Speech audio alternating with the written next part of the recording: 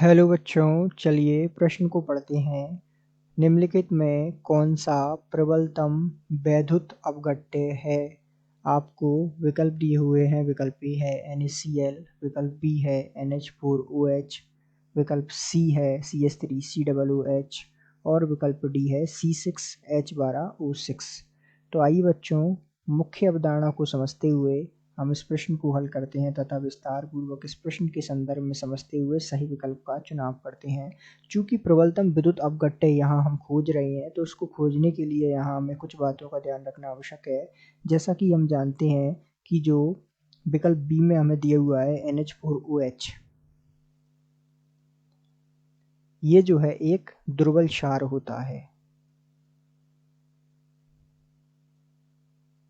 अर्थात इसको जब हम वियोजित करते हैं तो ये एक दुर्बल क्षार है NH4+ और यहाँ टूटता है ये OH- में।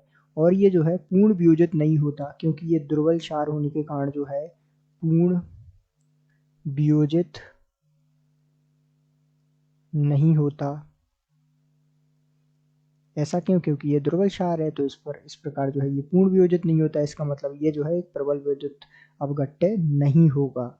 तो इसी प्रकार यदि हम बात करें हमारे विकल्प बी में, सी में जो दिया हुआ है, बी की बात हमने कर ली है, विकल्प सी में जो दिया हुआ है CH3COOH, अब ये भी जो है सामान्य रूप से एक दुर्बल अम्ल होता है।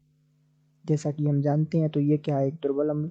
सामान्य रूप से ये टूटता किस प्रकार है? तो ये जो है CH3COO- में टूटता है।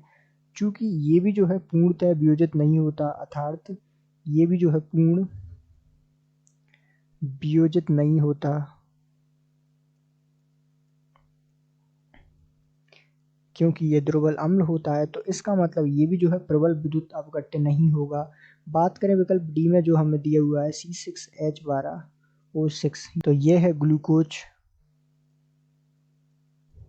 तो सामान्य रूप से ये भी प्रबलतम विद्युत अपघट्य नहीं है। अब जैसा कि हम जानते हैं कि NaCl, जिसे हम सोडियम क्लोराइड के नाम से जानते हैं,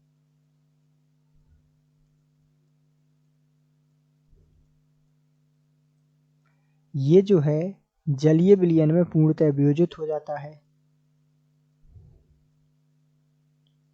ये किस प्रकार वियोजित होता है? Na+ में टूटता है और साथ में Cl- में टूटता है, अर्थात ये जो है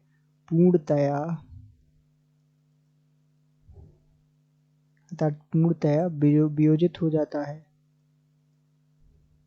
जिसका सीधा सा मतलब होता है कि ये जो है एक प्रबल वैद्युत अपघट्य होता है, प्रबलतम वैद्युत अपघट्य।